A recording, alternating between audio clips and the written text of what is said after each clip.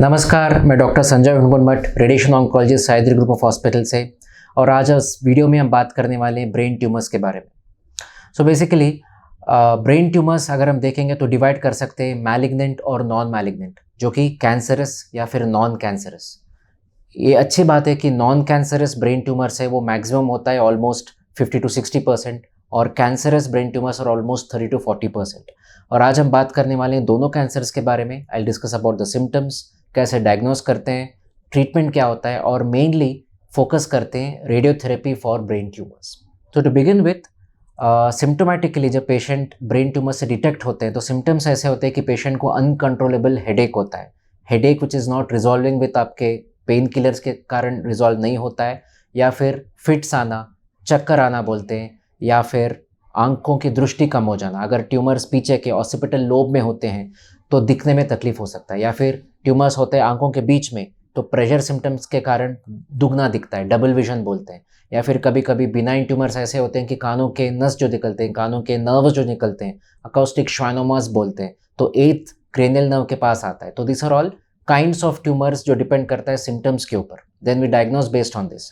मगर डायग्नोसिस जब करते हैं तो प्राइमरी डायग्नोसिस होता है टू प्रूव या फिर टू क्लिनिकली कमेंट कि ये कैंसर है। MRI is most important thing. MRI brain with contrast is the name of the investigation, जो बताता है कि कौन से लोब में है, कितने ऑर्गन्स को अफेक्ट कर रहा है, ब्रेन में कहाँ पे है, जिसके कारण सर्जरी हो सकता है या नहीं। So all this depends on the clinical diagnosis, that is on the MRI which we do, which is a radiological way of diagnosing brain tumors. और जब डायग्नोस हो जाता है तो first and the foremost thing you should meet is a neurosurgeon.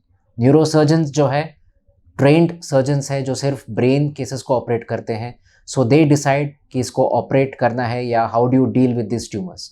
और अगर tumours ऐसे जगह में होते हैं जहाँ पे सर्जरी नहीं किए जा सकते हैं, then they directly refer the patients to radiation oncologist, हम लोग हैं जो रेडिएशन देते हैं।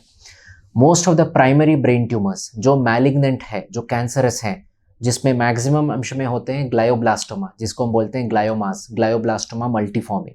तो इसका प्राइमरी ट्रीटमेंट होता है सर्जरी। सर्जरी के बाद बेस्ड ऑन द ग्रेड, एक चीज़ बहुत इंपॉर्टेंट है कि ब्रेन में कोई स्टेज नहीं होता, it all depends on the grade of the tumours. Grade 1, grade 2, grade 3, grade 4, they are 4 grades. Grade 1 का मतलब होता है कि सेल्स डिवाइड होने में थोड़ा टाइम ले सकते हैं, ग्रेड 2 थोड़ा जल्दी होता है, but grade 3 and grade 4 tumours बहुत एग्रेसिवली डिवाइड होते हैं, जिसके कारण ट्रीटमेंट भी बहुत एग्रेसिव होता है ताकि हम उसको कंट्रोल कर पाए। ये छोड़ के मॉलिकुलर ऑन्कोलॉजी या फिर मॉलिकुलर न्यूरो ऑन्कोलॉजी इतना बढ़ चुका है कि ये बायोप्सी होता है, ऑपरेट होने के बाद ये टिश्यू को हम टेस्ट करते हैं, और जो मॉलिकुलर डायग्नोसिस होता है कि गुड प्रोग्नोसिस या बैड प्रोग्नोसिस डिसाइड कर सकते हैं। ये हमको हेल्प करता है, पेशेंट को गाइड करता है कि ये ट्यूमर के लिए क्या ट्रीटमेंट हो, या फिर सर्वाइवल के ऊपर हम कमेंट कर सकते हैं based on the molecular diagnosis और molecular pathology of this tumours. तो एक बार ऑपरेट हो जाए, grade 1, grade 2 tumours are usually observed, इसको रेडिएशन नहीं देते हैं unless and until gross total resection ना हो, यानी पूरी तरह से ट्यूमर को निकाला नहीं गया हो। अगर 70% निकाला गया हो, 80% निकाला गया हो, it depends on the neurosurgeons, it also depends on कौन से पार्ट के ब्रेन में है। अगर सेंटर में है, बीच में है, ब्रेन स्टेम को लग के है, या बेसिकली नर्व्स को इम्पिंज कर रहा है, तो ये टाइम्स में न्यूरोसर्जन्स को भी निकालना बहुत मुश्किल हो जाता है, क्योंकि जितना डीप जाके निकालते हैं उतनी तकलीफ पेशेंट को होंगे, कॉम्प्लिकेशंस बढ़ेंगे।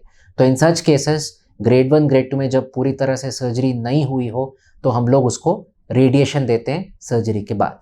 और ग्रेड 3, ग्रेड 4 जितना भी सर्जरी हो, पूरी तरह से निकालने जाने के बाद भी हम लोग रेडिएशन प्लान करते हैं। रेडिएशन भी बहुत प्रकार के होते हैं, जो मैंने प्रीवियस वीडियोस में भी डिस्कस किया है। टेक्निक्स ऑफ रेडियोथेरेपी अगर आप गूगल करके सर्च कर सकते हैं, that is called IMRT, intensity modulated radiotherapy, IGRT, image guided radiotherapy, या फिर रैपिड आर्क जिसको हम VMAT बोलते हैं।